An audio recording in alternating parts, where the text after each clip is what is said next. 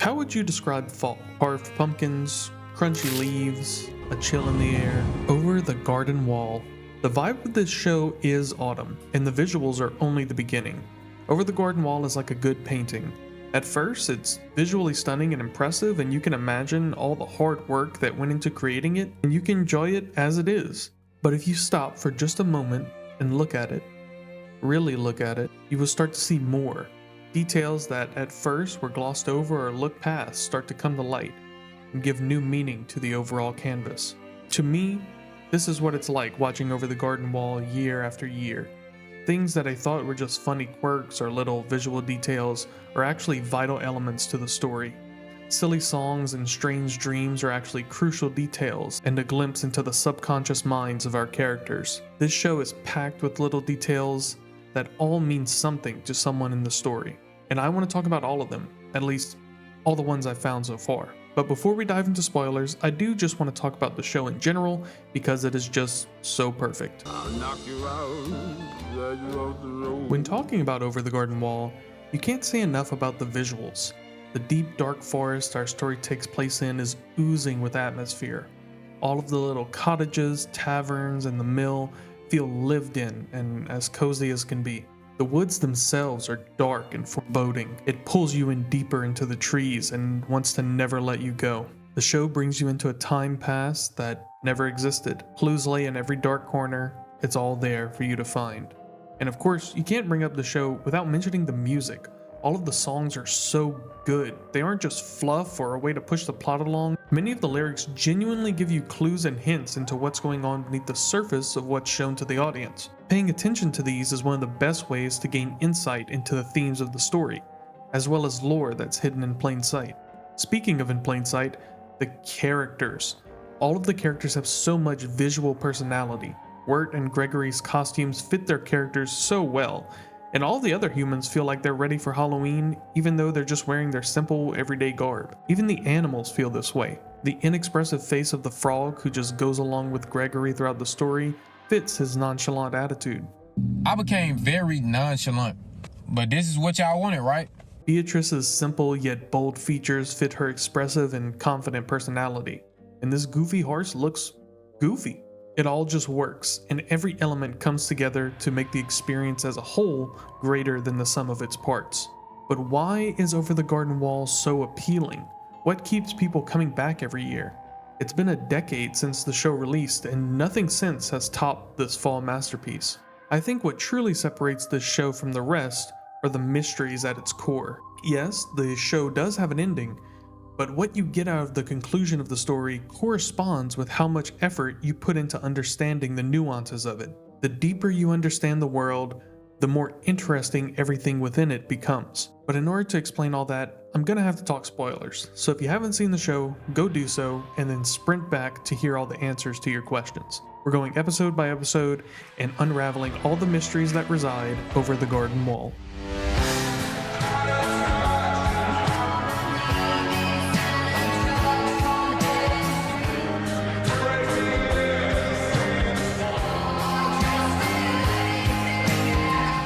That was a bit of a long-winded intro, but I think for a show as good as this, it's important to set the stage for what's to come. So let's get started right away with the intro to the entire series. This little vignette of characters we will come to meet is extremely interesting upon a retro viewing. The show opens on a frog that we will come to know as Kitty, Wirt, George Washington, Benjamin Franklin, Dr. Cucumber, Greg Jr., and finally, Jason Funderburker. He sits playing a piano. We'll get more into his musical career later, but for now, it's interesting to note that the show opens and closes on this frog. The next shot is of a young woman and her dog sitting in the forest. In the background, we see a bluebird flying away, and the girl and the dog turn to look at it. Okay, lock in, alright? Now this shot is like 4 seconds long, but it tells us so much. The young woman is actually Beatrice, the talking bird we'll meet later on. She and her family were cursed and turned into blue jays for the sin of throwing a rock at a blue jay. So this is a fun little glimpse at that moment right before it happened. But that's not all. This isn't the last time we'll see this pup. This is the same dog that Gregory and Wirt mistake for being the beast in the first episode. And what transforms the dog into a beast-like creature? Something that looks very much like a rock, a small turtle.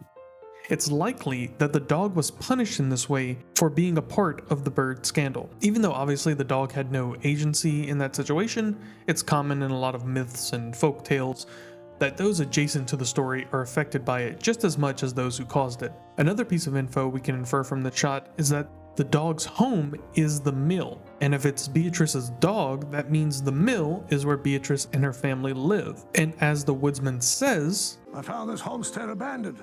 so the reason they aren't home is because Beatrice threw a rock at a bird and her family were turned into birds, ergo sum, this is the bird's family home. A birdhouse, if you will.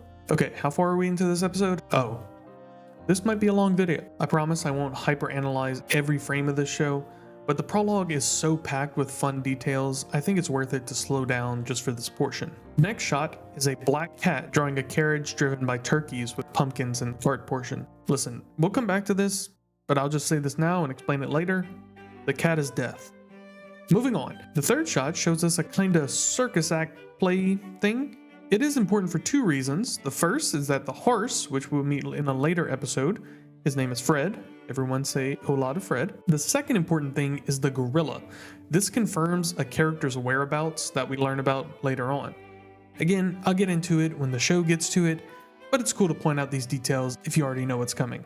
The fourth shot is a series of figurines, all of which we will meet at the tavern. Something interesting happens to these figurines in the epilogue to the show, so keep that in mind. The fifth shot is of a wealthy man looking at a painting. I think this is just general foreshadowing and literal shadowing. The sixth shot is extremely interesting. We see an elderly woman finishing up some sewing. These scissors are not to be forgotten. The next shot is of two young boys playing with a model steamboat in a creek. This shot raises questions about time and space and the nature of reality when we cross over the garden wall. Shot 8 is of a maid in some sort of catacomb.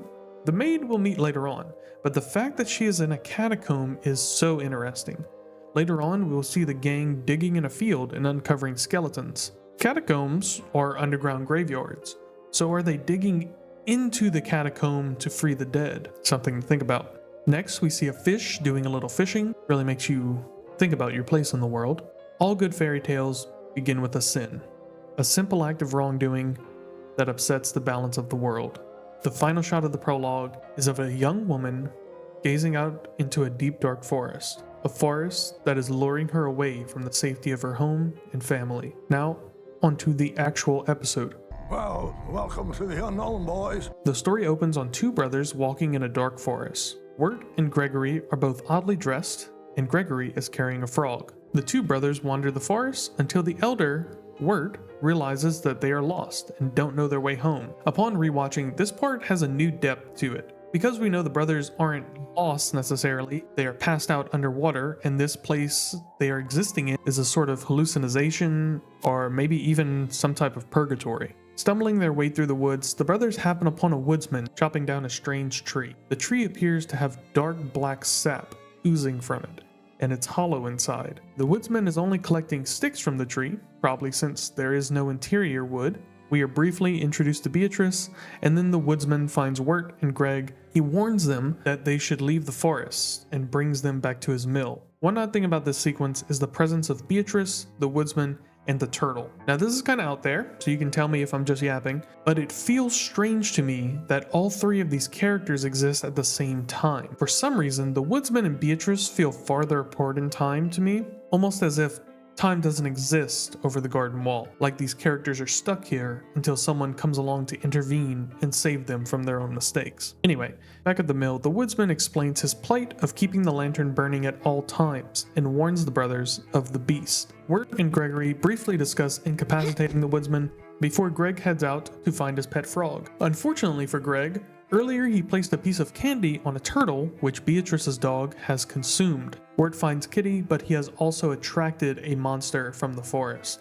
The woodsman tries to protect the brothers, but is knocked out by Greg secondhand. The creature chases the brothers all through the mill and is eventually defeated by the mill itself, dislodging the turtle and transforming back into a normal dog. I find the fact that simply eating the wrong thing causes such disruption in the dog that it becomes a beast-like creature That says a lot about the land over the garden wall, that those that are not careful can easily lose their way and become corrupted. Greg and Wirt believe they have defeated the beast the woodsman spoke of, but he explains the beast is a spirit, not so easily defeated. The beast cannot be mollified like some farmer's pet.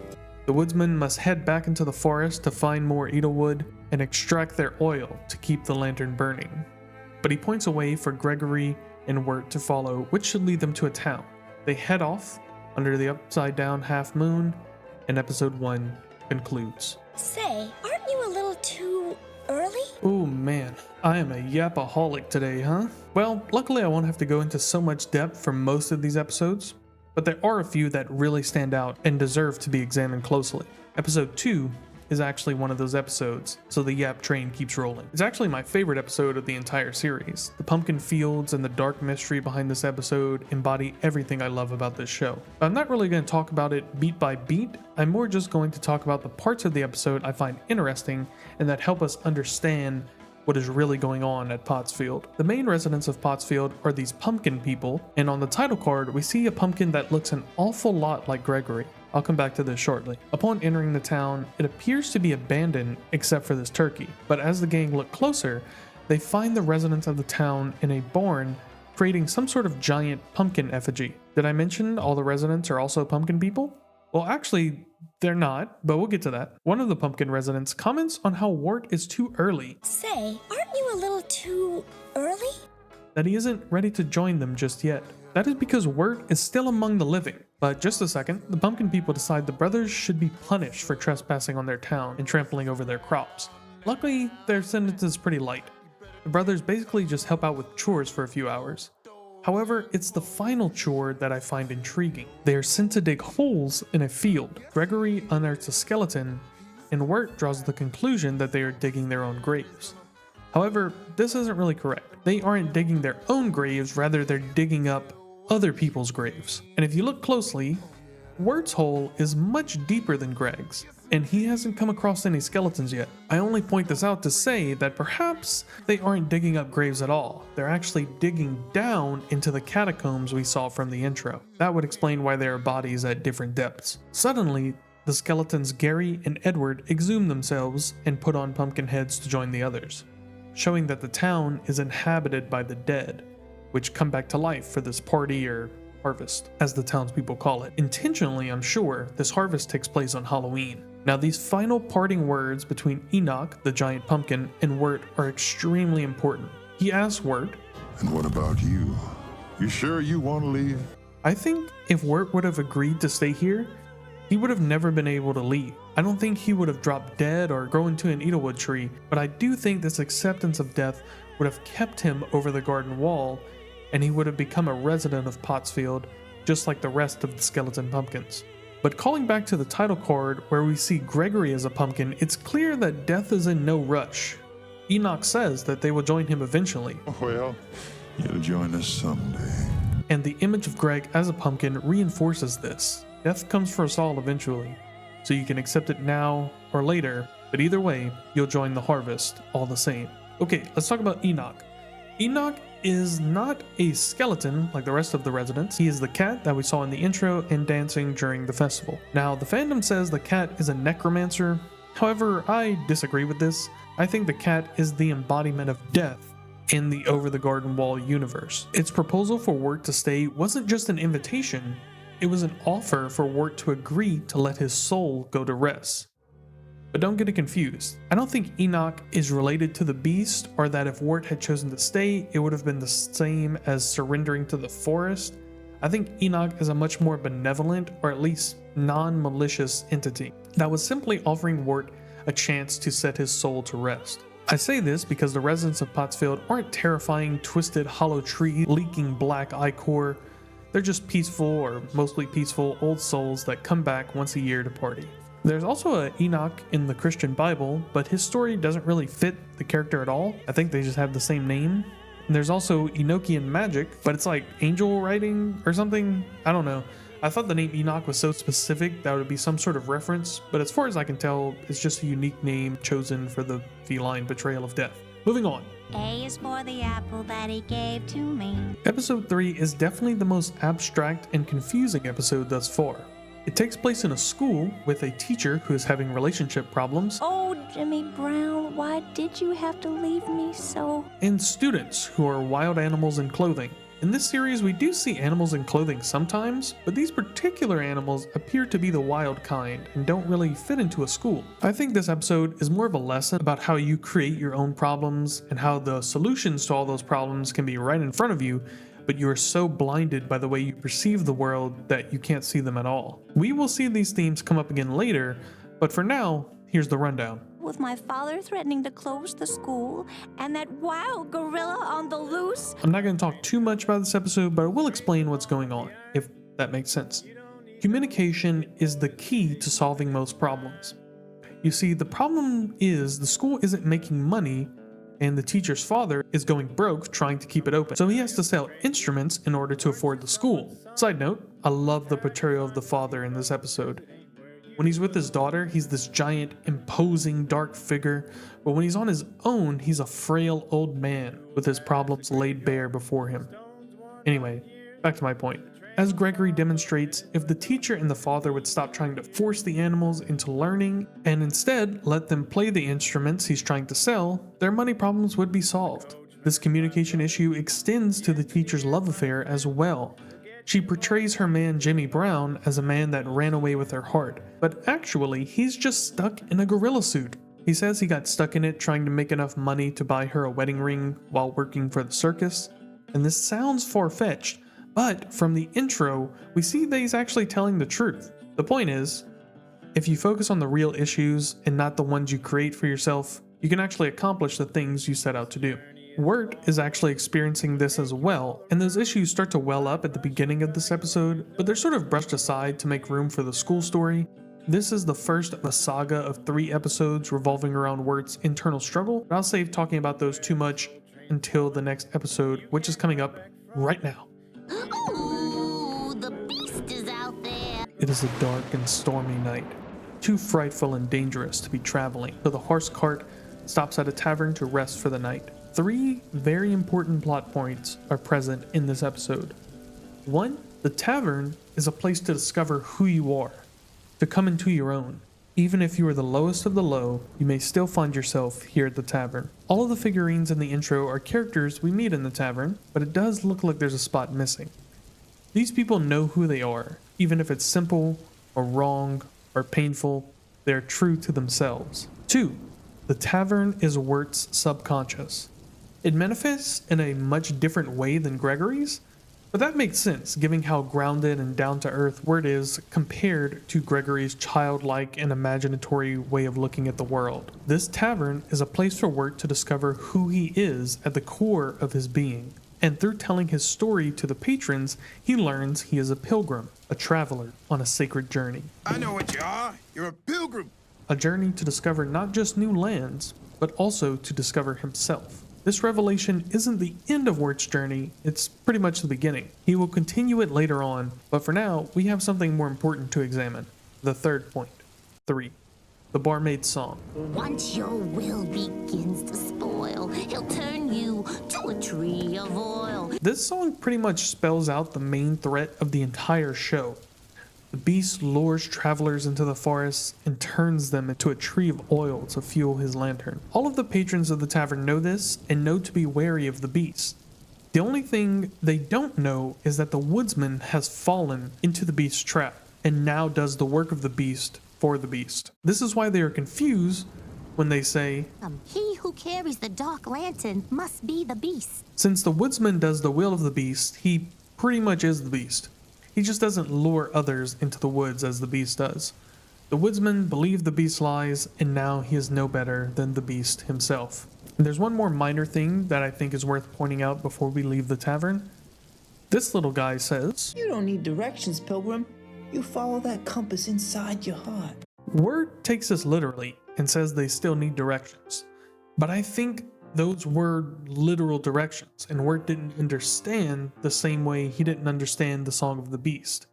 Since the place over the garden wall isn't really real in the same sense as the world not over the garden wall, You can literally just follow your heart. Just go where you feel you should go, and the world will shape itself to conform to that. It is ultimately a place to confront yourself, and that will happen no matter what direction your path takes. One last thing, for real this time, before we move on to the next episode.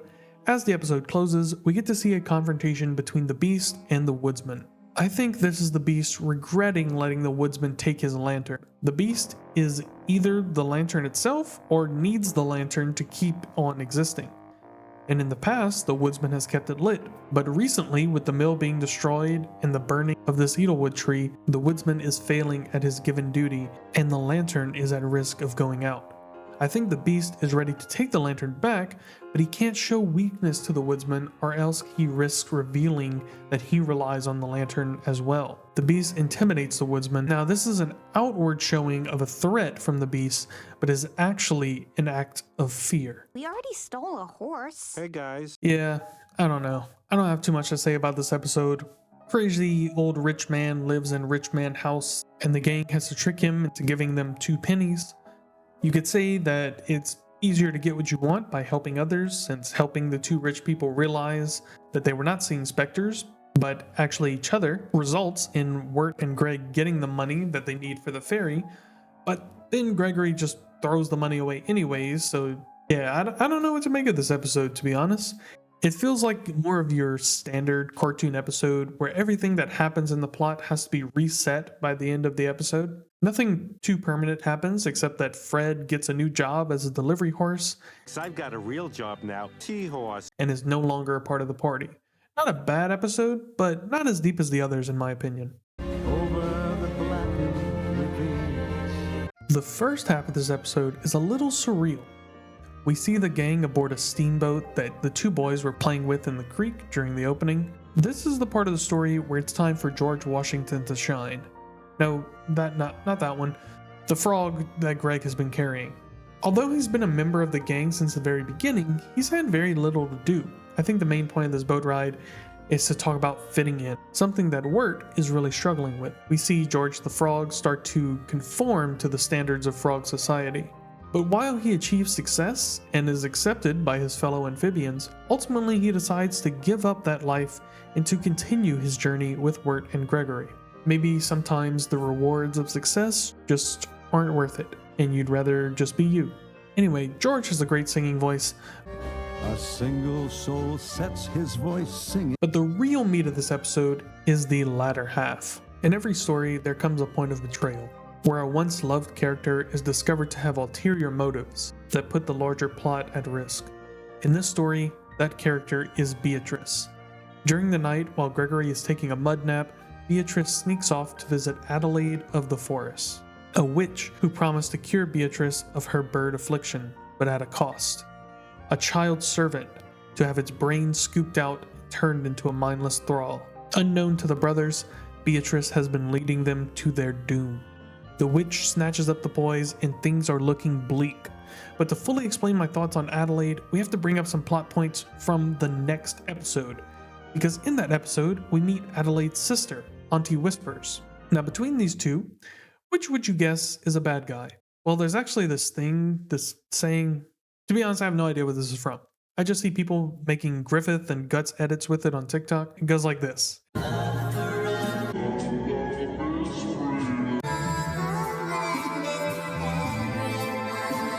An angel makes itself scary to ward off evil. A demon makes itself beautiful to deceive humans. I think this is true between the 2 sisters. Adelaide, despite looking more normal, is actually the evil witch trying to eat the children. But the heroes prevail. She is killed by the wind or whatever. It's a common theme in the story, okay?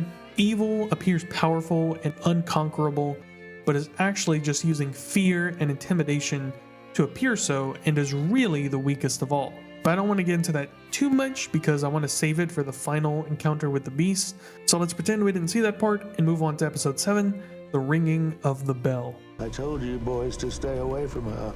In episode 7, we are introduced to Lorna, a seemingly kind young maiden who actually holds a dark secret. I already talked about her aunt actually not being evil, so we can breeze over that. But yeah, basically Wirt and Greg think the aunt is evil, being that they just dealt with an evil elderly woman. but actually it is Lorna who is possessed by an evil spirit. Auntie Whispers uses a golden bell in order to hold back the spirit, but Gregory takes the bell and uses it to actually banish the spirit. Similar to episode 3, it turns out communication is the key to the lock. Auntie Whispers was scared to banish the spirit because she thought Lorna would leave her all alone if she didn't need to be controlled by the bell. But if she would have just spoken to Lorna about this, she would have realized her fears were unfounded. Anyways, they live happily ever after, and Auntie Whispers warns Wirt and Gregory about her evil sister that lives in the field. Beware, my sister Adelaide. Boy, could have used that warning a day earlier. Let's see what the woodsman is up to. All hope will soon be lost. This man is really going through it. But we do get a glimpse into the woodsman's character here, and see why he has not surrendered to the beast in all this time. The beast is up to his usual antics, talking about all hope is lost and whatnot, but the woodsman stands firm and says, One cannot trade the souls of children as if they were tokens. the woodsman doesn't see a way out yet, but at least we know he is trying to find a way to save the boys' souls, but for now, the beast remains strong. Better take cover, lock up those doors and close the shutters. Welcome back, fish fisherman. It's good to see you again. Suffering with the betrayal from Beatrice, the brothers are in conflict. Lost and not knowing where to head next, tensions arise, and to make matters worse, it feels that the forest is growing stronger. Its pull and influence can be felt more acutely. It's almost as if this place doesn't want to let the brothers go, to keep them forever. Nap time. Okay, it's time to get weird with it. This episode is Gregory's version of the tavern episode, although it's much more surreal this time around. And I also think this time the stakes are much higher. As the brothers drift off to a possibly endless sleep, rudimentary angels appear in the sky, and Greg's soul literally leaves his body as he drifts into the stars. I think these angel figures could possibly be other children who were lost in the forest and put through a similar sort of test. In heaven, Cloud City, we see committees that are there to judge Gregory. I see these as different aspects of Gregory's personality separating out to judge his own self-worth. But it's all very abstract, so this portion is very up to interpretation. The way I see it is Gregory is having an internal struggle between trying to maintain his child innocence or choosing to let go of that in order to be more responsible and not disappoint his older brother. But can he take on this responsibility and not lose himself in the process? Gregory passes this test and feels that he has the power to stay true to himself as well as take on more responsibility. But then comes another test, a test of self-worth, a test of spirit, the North Wind. I think the North Wind is Gregory's version of whatever defeated Adelaide. The difference here is that at his core, Gregory knows he is good and is able to bottle and contain the North Wind, while Adelaide of the pasture is destroyed by the same test. This further points to the conclusion that strength of character is what protects you here over the Garden Wall. Being evil or wicked weakens you in a profound way and causes you to lose yourself, so that any change will cause you to simply blow away in the wind. At the end of this episode, something extremely important happens. Gregory sees that Wirt is being consumed by the forest and is given a wish by the Sky Queen. He wishes for them both to go home, but Wirt is currently too far gone into the forest's clutches. So Gregory asks for a different wish.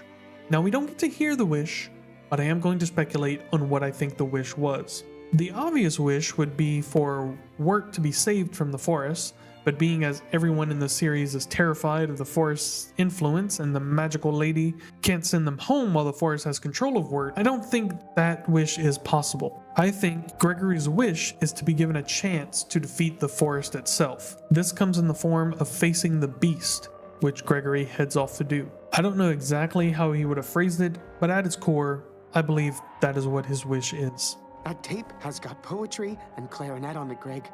Poetry and clarinet! Oh man, the vibes of this episode are just so good. Our penultimate episode takes place before all the others, back in the real world, where Wirt and Gregory are just normal children once again, having a classic Halloween night. Sometimes you need a glimpse at the beginning in order to understand the end. We get a nice backstory for our characters' appearances, and we learn that Gregory has been an elephant this whole time. It's an elephant costume. Woo! Woo! Would never have guessed that one, to be honest. This is also the final episode of the saga of Wirt's internal struggle to find himself. The insecurities that he grapples with in the tavern are in full display in this episode. We also see Gregory is back in his earlier form before the test of spirit, where he is unbothered by the world. Old Lady Daniel says nothing in this world is free. Finally, we get to see the parallels between characters like the rich uncle, the teacher from episode 3, and Wirt.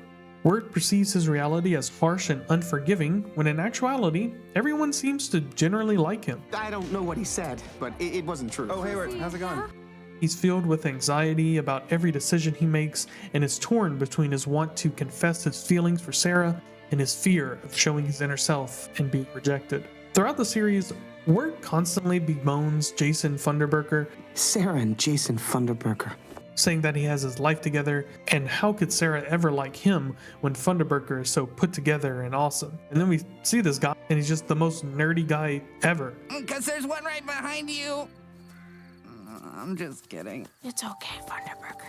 Nothing against Jason. Clearly he's likable to some people. You can hold my head, Funderburker, I don't care. But Wirt is a much better match for Sarah, and Sarah clearly thinks so as well. But if you want to stop by later or something. As with many others in this tale, Wirt is held back by himself. If he could only see things as they are instead of through his lens of anxiety and self-doubts, he would see that things are going to be just fine. But if all that were true, we wouldn't have a story.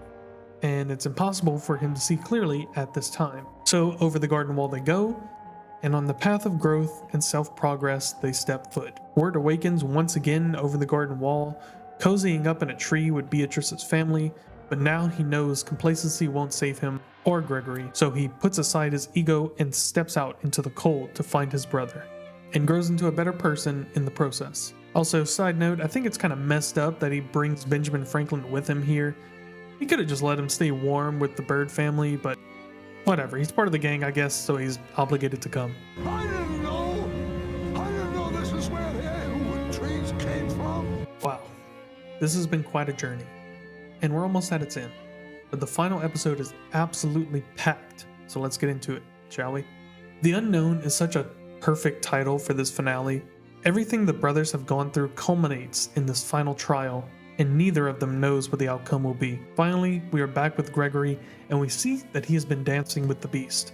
The Beast sets before him 3 trials, and Greg is able to pass them all. However, as we know, the Beast is tricky, and beating the final trial also spells doom for Greg, if no one intervenes. His final trial is to capture the sun in a teacup. Greg finds a simple solution. Place the cup on the stump and wait for the sun to set into it. But the snow is deep, and the world is cold, and the Beast knows Gregory will succumb before the sun sets. While this is happening, 2 other storylines are moving concurrently. Wirt finds and forgives Beatrice, now understanding that she was just trying to save her family, the same thing he is trying to do with Gregory, so he scoops her up with Benjamin Franklin, and the trio bravely head into the White Abyss together. For our third and final plotline, we see the old mill has been repaired, and the woodsman is once again trying to press branches into oil. He finds the broken stick from episode 1 and remembers the brothers seeking shelter with him. He regrets letting them go on alone and bemoans working at the Beast's whims. So he decides to head out into the dark forest and confront the Beast one last time. He finds Gregory almost completely consumed by the forest and transforming into a needlewood tree. The Beast tempts him once again, telling him to cut Gregory down, use him to power the lantern and fuel his daughter's soul. But the woodsman knows his daughter would never want to be saved if it meant the death of another. She would not wish this. He refuses and finally gains clarity that the Beast has been using him to consume lost souls this entire time. What have you done? Why, I've given you another Edelwood. No! The Edelwood trees are those the forest has consumed completely. He tries to free Gregory, but the Beast goes for the lantern. The woodsman refuses to let him have it, and they do battle. Wirt follows the light of the Forgotten Lantern and finds Gregory barely still holding on. The woodsman falls to the beast and it returns to find Wirt holding the lantern. He offers Wirt the same deal he offered the woodsman, to put Gregory's soul into the lantern, and as long as it stays lit, Gregory will live on. However, Wirt sees through this trickery and refuses. He proves the beast's fragility by threatening to put the lantern out. Don't!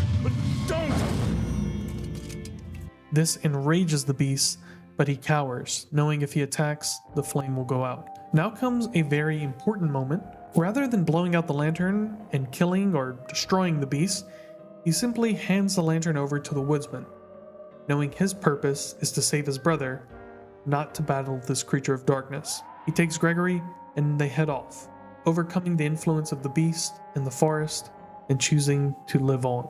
The woodsman, enlightened by Wirt's actions, takes the lantern and decides it is better to let his daughter rest and destroy the beast rather than keep a symbol of her lit but allow the beast to live on and lure more souls into becoming Edelwood trees. With a heavy heart, the woodsman takes a deep breath, and for the first time and possibly forever, the lantern goes dark.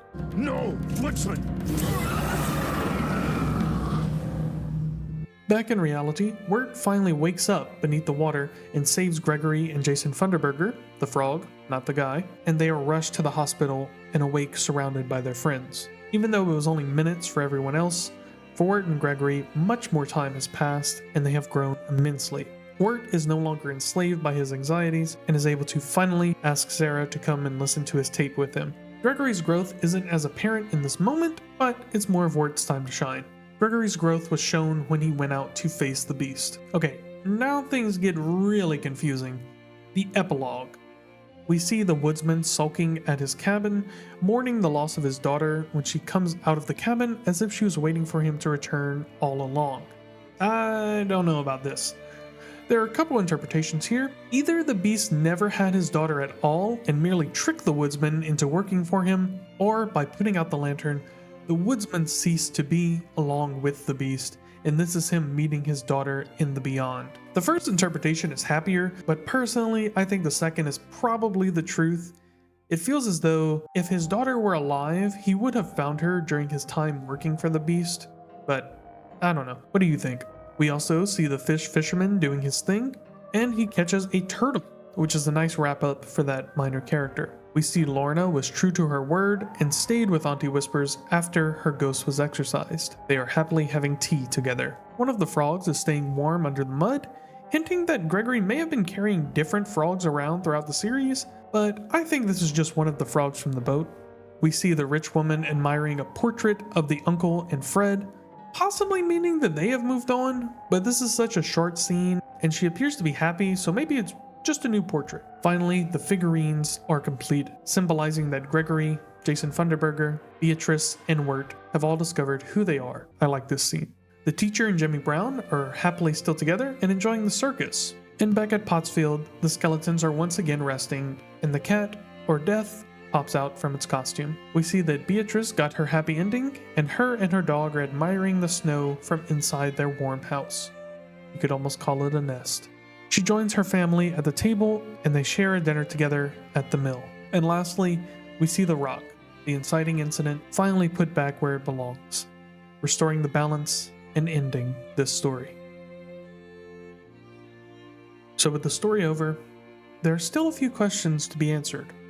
I would do my best to do so, but they are kind of what you make of them, so the answers aren't definitive, and you may draw different conclusions than I did. First, where or what is over the garden wall? I think the place over the garden wall is some sort of purgatory that those who are facing a pivotal moment in their lives are sucked into. If they're unable to persevere or overcome whatever is ailing them, they are lost, either to stay there or, if they are too weak, to succumb to the forests and lose themselves, ultimately becoming one of the Edelwoods and eventually being cut down to be used as fuel for the beast. But as we see with the ultimate fate of the woodsman, as well as the residents of Pottsfield, choosing a life is not the only option. You may accept death and pass on peacefully, maintaining who you are and not having to become part of the forest. Second question, what is the beast? This one's a little bit tougher. The beast seems to be a manifestation of the will of the forest, an entity meant to lure you into its midst and cause you to lose yourself. But the beast also has its own agency as well, being able to make deals with the woodsman and tricking others into traps. So the beast may also just be another lost soul, perhaps the first, who needs others to maintain itself. Looking at the brief glimpse we get of the beast, it appears to be an amalgamation of lost souls, so maybe it's just the final corrupted will of those who are lost to the forest, with only the worst parts of them being left over, bound by their wickedness to lure others into the same fate as themselves. Lastly, what is the forest? Why does it have a will of its own to claim people? For me, I think the forest is more of a force of nature rather than a being. Unlike the beast, the forest simply exists and will exist as long as there are those who can be lost in it. The forest is neither evil nor good. It simply is. Because you can become lost there, there is a place to be lost in. Okay, yap session complete. This is definitely the most in-depth video I've made on the channel thus far. I hope you guys liked it. If you made it this far, go ahead and like it, please, maybe. It ended up being a lot more work than I anticipated, but I had fun in the process. I actually have the next few projects for this channel planned out as well. I may do one more short video in between those, but as far as the big stuff, I've got one depressing one and one opposite of depression one lined up for November. Subscribe if you don't want to miss out on them. Thank you for watching, and I will see you next time.